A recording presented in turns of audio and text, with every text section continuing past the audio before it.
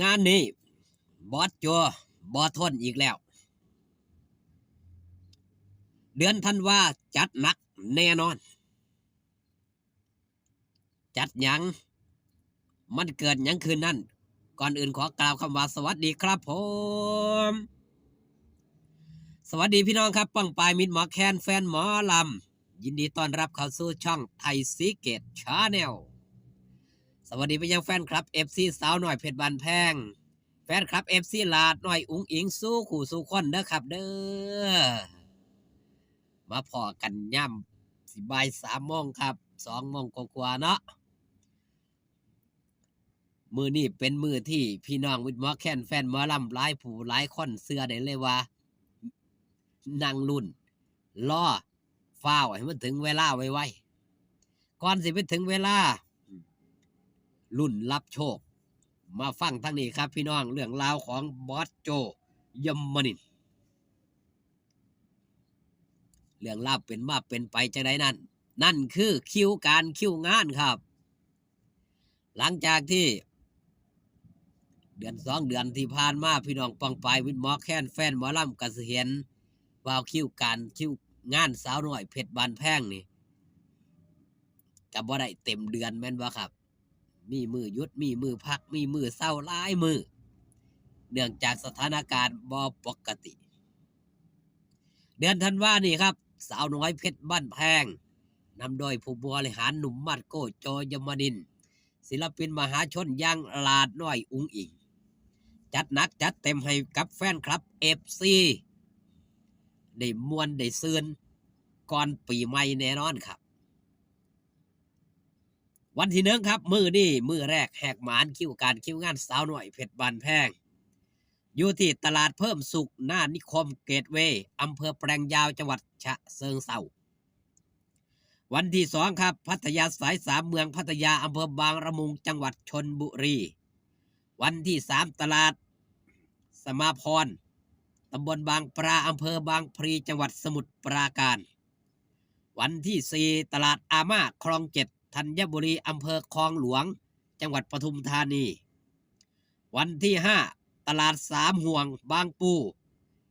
กิโลเมตร34ตำบลบางปูใหม่จังหวัดสมุทรปราการ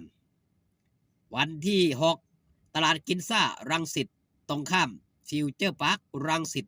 จังหวัดปทุมธานีวันที่ 7วัดหนองคราตำบลด่านช้างอำเภอบรรพตพิสัยจังหวัดนครสวรรค์วันที่ 8วัดพรหมรังสีซอย12อำเภอพัฒนานิคมจังหวัดลพบุรีวันที่ 9โรงเรียนพิบูลวิทยาลัยตำบลทะเลชุบศรอำเภอเมืองจังหวัดลพบุรีวันที่ 10เดินทางครับจากลพบุรีมาบ้านว่าวันที่ 11บ้านโนนสำราญตำบลโคกลามอำเภอลำปลายมาศจังหวัดบุรีรัมย์วันที่ 12บ้านโนนตาลเซียนตำบลโคกกระเบื้องอำเภอบ้านเหลื่อมจังหวัดนครราชสีมาวันที่ 13บ้านสามสวนตำบลสามสวนอำเภอบ้านแท่นจังหวัดชัยภูมิวันที่ 14วัดจันทรังสีตำบลนาดีอำเภอเฝ้าไร่จังหวัดหนองคายวันที่ 15บ้านปุงวัฒนาตำบลนาดงวัฒนาอำเภอนาแก้วโพนาแก้วจังหวัดสกลนครวันที่ 16โรงเรียนบ้านคำโคนสว่างตำบลอุดมพรอำเภอเฝ้าไร่จังหวัดหนองคายวันที่ 17บ้านนาพระชัยตำบลหนองแวงอำเภอบ้านแพงจังหวัดนครพนมวันที่ 18งานสมโภชเจ้าปู่บัวขาวเกาะอ่างเลิงชิวอำเภอกุสินารายจังหวัดกาฬสินธุ์วันที่ 19หน้าที่ว่าการอำเภอสว่างวีระวงศ์อำเภอสว่างวีระวงศ์อุบลราชธานีวันที่ 20วัดสนามชัยบ้านนาว่าน้อยตำบลเขมราชอำเภอเขมราช จังหวัดอุบลราชธานีวันที่21ที่ว่าการอำเภอวาปีปทุมจังหวัดมหาสารคามวันที่22บ้านโคกเมืองตำบลจระเข้มากอำเภอประโคนชัยจังหวัดบุรีรัมย์วันที่23วัดปรางกูตำบลกูอำเภอปรางกูจังหวัดศรีสะเกษวันที่24บ้านคอกตำบลไพรบึงอำเภอไพรบึงจังหวัดศรีสะเกษวันที่25งานงิ้วชุมพวงอำเภอชุมพวงจังหวัดนครราชสีมา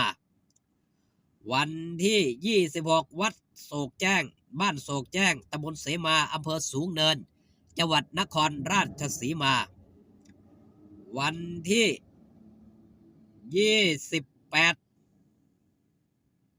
28 27บ้านหนองยาป้องตำบลห้วยยางอำเภอบัวใหญ่จังหวัดนครราชสีมาวันที่29วัดหัวสะพาน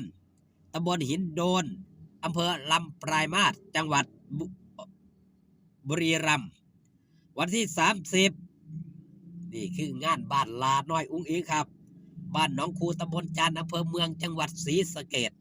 และมื้อสุดท้ายของปีนั่นคือบ้านปราสาทตำบลตลาดโพอำเภอลำปลายมาศจังหวัดบุรีรัมย์ใกล้มองไหนไปมองหันครับบอสโจพร้อมทีมงานสาวหน่อยเพชรบานแพงอัดอั้นมาโดนพร้อมที่สิเสิร์ฟความสุขให้กับมิตรหมอแคนแฟนหมอลำตลอดเดือนธันวาคมพี่น้องไปมวนไปซื้นกันได้ครับคืมค่ำคืนนี้ก่อนครับตลาดเพิ่มสุขจังหวัดฉะเชิงเทราพี่น้องมิตรหมอแคนแฟนหมอลำค่ำคืนนี้ก็อย่าลืมครับบัตรกลุ่มปิดกลุ่มแรกครับเข้ากลุ่มปิดได้เลยครับตอนนี้แอดมินเตรียมพร้อมที่จะทำงานเตรียมพร้อมที่จะเสิร์ฟความสุขให้กับมิตรหมอแคนแฟนหมอลำ100 บาทเท่านั้น1วัน278 บาท3มื้อ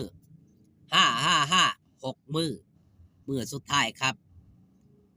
เวทีประชันกัน2เวทีนั่นคือสาวน้อยลำเพลินโชว์สาวน้อยเพชรบ้านแพงไปมวนไปซื้นกันได้ครับไปใกล้มองได้ไปมองหันครับสะดวกมองได้ไปมองหันเป็นพลังบวกให้กันหักกันดีกว่าสั่งกันเนาะพี่น้องเนาะเติมกำลังใจให้กันถือว่างานนี้ครับเดือนนี้นี่บอสโจเสิร์ฟความสุขเต็มที่จัดเต็มให้กับมิตรหมอแคนแฟนหมอลำคลิปนี้ฝากตอนเอาไว้แต่เพียงสำนีครับอยู่ดีมีแห้งพอกันคลิปหน้าสบายดีครับผม